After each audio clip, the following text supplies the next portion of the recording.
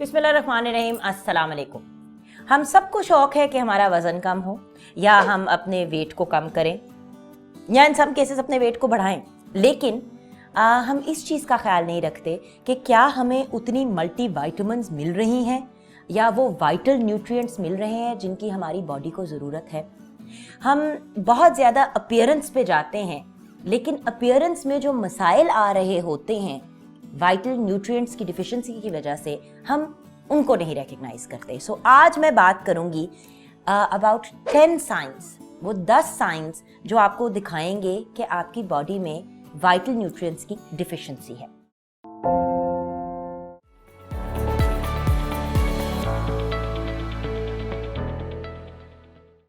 सबसे पहले तो मैं ये आपको याद कराऊंगी कि बिला वजह गोलियां फकना यानी कि दवाइयों को लेना विदाउट एनी रीज़न बेवकूफ़ी है।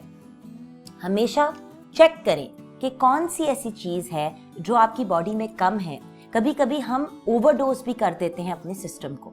I remember at one point मुझे किसी ने कहा कि तुम कैल्शियम ले लिया करो, तो मैंने कैल्शियम की गोलियां खानी शुरू कर दी।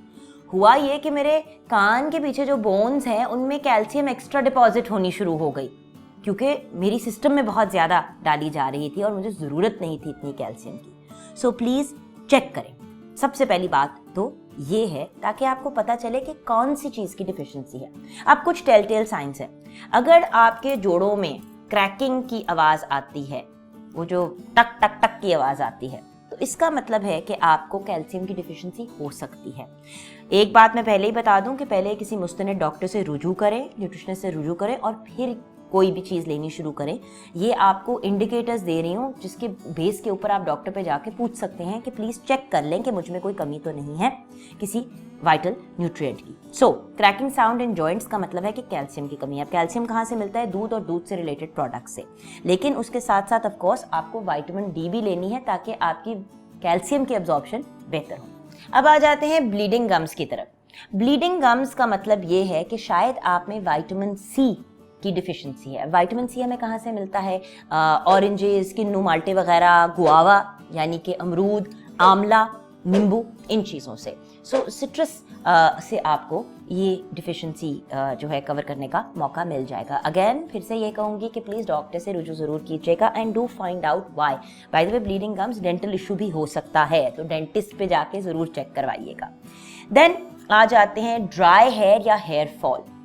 इसका मतलब यह है कि आप में प्रॉबेबली बायोटिन की डिफिशिएंसी है। बाल बहुत रूखे रूखे हैं, बाल आपको तंग कर रहे हैं, सो बायोटिन की डिफिशिएंसी। और ये आपको मिलते हैं प्रोबायोटिक्स से, यानी कि दही के अंदर लाइव कल्चर होता है, उसमें भी प्रोबायोटिक्स होता है। सो अगर आपके ड्राई हेयर हैं या आपका हेयर फॉल हो रहा है, बाल रूखे रूखे लग रहे हैं, तो मे बी आप में बायोटिन की डिफिशिएंसी है। नाउ लेट्स कम टू आपके नेल्स के ऊपर जो सफ़ेद सफ़ेद से डॉट्स आ जाते हैं, वाइट स्पेक्स आ जाते हैं। बच्चों में अक्सर लोग देखते थे तो कहते थे कि इसको ज़रूर कैल्शियम की कमी है। एक्चुअली ये जिंक की डिफिशिएंसी होती है। तो ये आपको लेंटल्स यानी कि दालों से और नट से जो है इस डिफिशिएंसी को आप कवर कर सकते हैं। तो अगर बच्चों के नेल्स पे आपको वाइट स्पेक्स नज़र आ रहे हैं तो उनकी डाइट में नट्स को और लेंटल्स को यानी कि दालों को ऐड करके देखें। अगेन अगर नट एलर्जी है, जो होती है लोगों को पीनट से और कभी कभी सारे नट से, तो इस चीज़ का खास ख्याल रखिएगा। अगर एलर्जी है तो ऑब्वियसली फिर जिंक की डिफिशिएंसी किसी और जगह से कवर करें। क्रैक्ड स्किन की तरफ आ जाते हैं। कभी कभी आपकी स्किन क्रैक करना शुरू हो जाती है, हाथों पे भी क्रैक्स आने शुरू हो जाते हैं। इसका मतलब है कि आपके अंदर B2, विटामिन बी के अंदर जो एक और कैटेगरी है B2 की आपके अंदर डिफिशिएंसी है, और ये आप कवर कर सकते हैं स्प्राउट्स से। अच्छा, पेल नेल्स, आपके डल लिप्स हो, आपकी स्किन भी बहुत डल सी कम्प्लेक्शन हो, तो ये आयरन या हीमोग्लोबिन की कमी की वजह से होता है।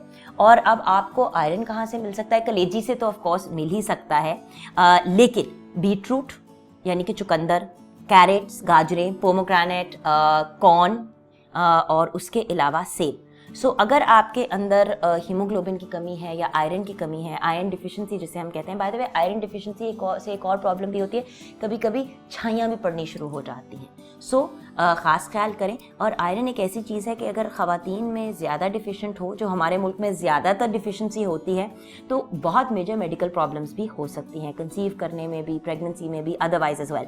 सो अगर आयरन की कमी है उस वो ब्लड टेस्ट से भी पता चल जाता है, तो आप अपने डॉक्टर से रुजू करें और डेफिनेटली इसको चेकआउट करें। और नेचुरल तरीके तो बता दिए उसे लेने के, लेकिन अदरवाइज भी बहुत से तरीके हैं उसको पाने के।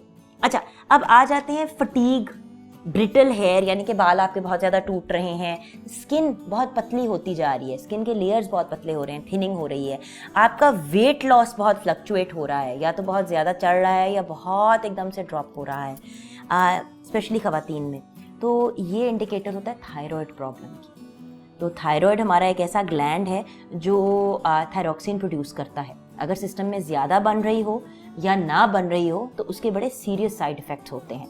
और अगेन वो थायरॉक्सिन लेके बड़े इजीली रिजॉल्व हो जाता है, लेकिन अगेन डॉक्टर डायग्नोज करेगा, आपको बताएगा, प्रॉपर आपके टेस्ट करेगा और फिर उस हिसाब से आपको प्रिस्क्राइब करेगा।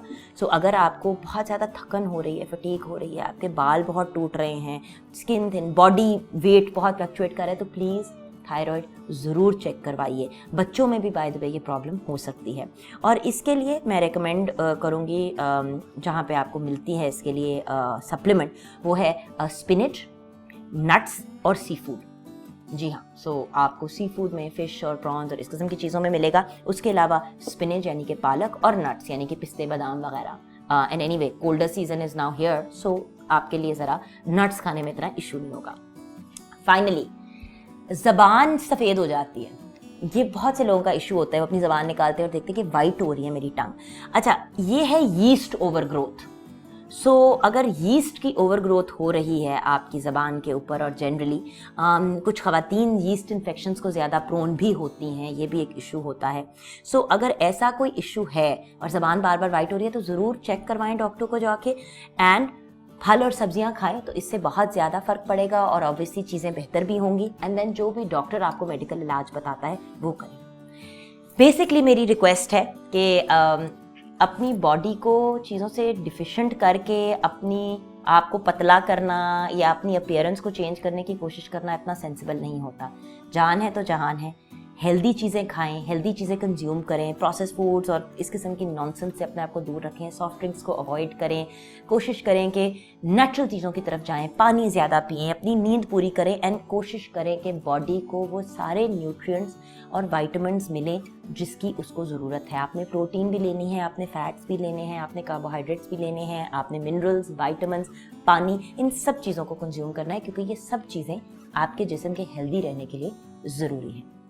अगर ये वीडियो आपको यूज़फुल लगी है और हेल्पफुल लगी है तो ज़रूर इसको लाइक भी कीजिएगा, इसे शेयर भी कीजिएगा, मेरे चैनल को सब्सक्राइब भी कीजिएगा और अपनी फीडबैक भी शेयर कीजिएगा कि वो और क्या चीज़ें हैं जिनसे हमें पता चल सकता है कि हमारे अंदर डिफिशिएंसीज़ हैं और उन डिफिशिएंसीज़ का हल क्या है, और वो कमेंट्स के सेक्शन में आप शेयर कर सकते हैं। एंड ऑफ कोर्स मुझे सोशल मीडिया पे ज़रूर फॉलो कीजिएगा। इंस्टाग्राम एंड ट्विटर पे JUGGUNKAZIM लिख के फॉलो कर सकते हैं। एंड अगर आपने फेसबुक पे फॉलो करना है तो Juggan Kazim official. And by the way ये सब वेरीफाइड पेजेस हैं, तो आपको पता चल जाएगा कि मैं ही हूँ। खुदा हाफिज़।